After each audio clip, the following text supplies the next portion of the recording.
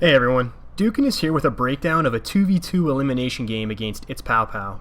My clanmate Biker and I matched up against him through game battles. We got smacked 5-0 and then 5-2 in the game on Frontier that you're about to see some clips from. I want to make it clear that this isn't a video about why you should play game battles or how you can win a 2v2.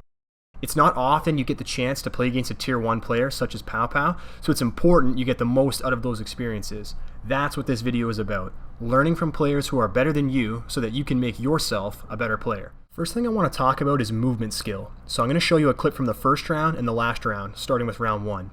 Biker gets globes down, but is then finished off by Pow Pow, putting me in a 1v1 situation. As I turn the corner of the pillar, I'm trying to pre-aim my reticle to get a shot off as soon as I see him. He slides right under my line of sight and takes me out. Fast forward to the final round. As you can see here, I'm preparing for him to just walk out and try and kill me. Once again, he does something different to remove himself from where I'm expecting him to appear.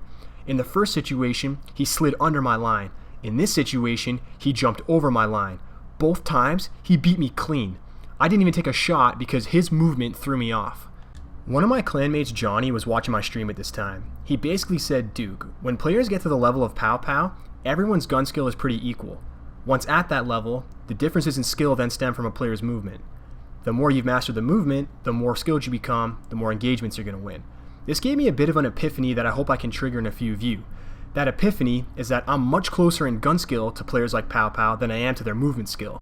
I'm not saying my aim is on Pow Pow's level or any other well-known players for that matter, but I am pretty accurate and I land most of my shots. To be honest, my aim probably won't get much better, but my movement can improve. So for me, or anyone else trying to break out of the ceiling we keep hitting, movement is a good area to work on because there's a bigger skill gap to dig into. What it comes down to is, why would you make your gun skill 2% better when you can make your movement 50% better? The second and last point I want to talk about today is playing scared. Whenever I play a famous streamer or someone who I know is a top tier player, I play like a pansy. I'm scared to get aggressive, I'm afraid to leave spawn, I'm hesitant to push. You're seeing examples of those things in these clips against Pow Pow, the most notable one being the final round. I get a kill with my tether. Biker and I hesitate about 5 times to pinch Pow Pow. Since we stalled ourselves for so long, he eventually charges his Stormcaller and takes us out to finish the game.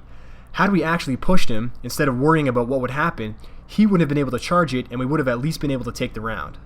Another one of my clanmates, Daft, was in the stream as well. He also chimed in similar to how Johnny did. He said, Duke, how many teams beat you by playing from spawn? I thought back to a few weeks ago in Trials, specifically in the first few games of each ticket that are generally against easier teams. A lot of those teams play scared against me the same way I do against teams much better than my team. When I play teams that are afraid to challenge, I even think to myself, are they expecting to win by playing in their spawn? But then I go out and do that. It doesn't work for them, just like it doesn't work for me. I've been on both sides of the skill gap. The side that wins every time is the side that isn't afraid. It's human nature to be cautious and move slower when you're worried, and I think that comes out a lot in Destiny. But the reality is, the best way to combat your fear is to do the exact opposite of what is intuitive. If you're camping in spawn, you give your opponent the chance to pin you down and get angles. If you're constantly running away, you're giving your opponent the chance to shoot you in the back without returning fire. And if you aren't pushing them in a 2v1, you're giving them a chance to think and make a plan. In all 3 of those points, you are giving them chances. You are giving them opportunities to beat you. And if you're expecting to lose anyway, you may as well bring the fight to them. What's the worst that can happen if you're expecting to lose anyway? I haven't had a chance to play game battles since this game, and Trials isn't up until next weekend, so I haven't had an opportunity to practice playing less afraid, but I did give Supremacy a try, going in with the mindset that I would start mastering movement on my Night Stalker. All of these clips you're seeing now are from yesterday. Really focus on my movement. I'm always sprinting, sliding, jumping, changing direction, putting cover between myself and my opponent, evading in every way that I can. I'm utilizing my vertical space, which is new territory for me. And as you can see, my opponents are having a tougher time landing shots than they would if I wasn't being this evasive. I'm showing you these clips to give you guys some hope. I was dropping 2.0 KDs almost every game yesterday. I'm not bragging, I'm just telling you I normally don't do well in 6v6.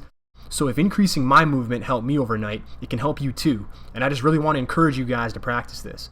Destiny is not all about gun skill, not by a long shot. The sooner you practice skills other than simply shooting and aiming, the sooner you'll see improvements in your performance. Just to quickly summarize, I want to remind you all that I've had the pleasure of playing against many top players in Destiny. I can tell you for absolute certain that none of them have ever camped in spawn, and they've all mastered movement on their respective characters. So for you to improve, you need to start getting in your opponent's face. Be aggressive. Don't sit back. Play instinctively, which is a sure way to make hundreds of mistakes. As you learn from those mistakes, your instinct will become more and more reliable. As your instinct becomes more reliable, you'll start making faster decisions, which will give your opponents less time to think. Incorporate better movement into that equation, and you're going to see significant improvements in your skill and performance. If you found this video helpful, you'll probably find my other content helpful too. The link to my channel is in the description. Every video I post is as in-depth as this one, and I think once I get more comfortable with my movement, I'm going to make a guide about it.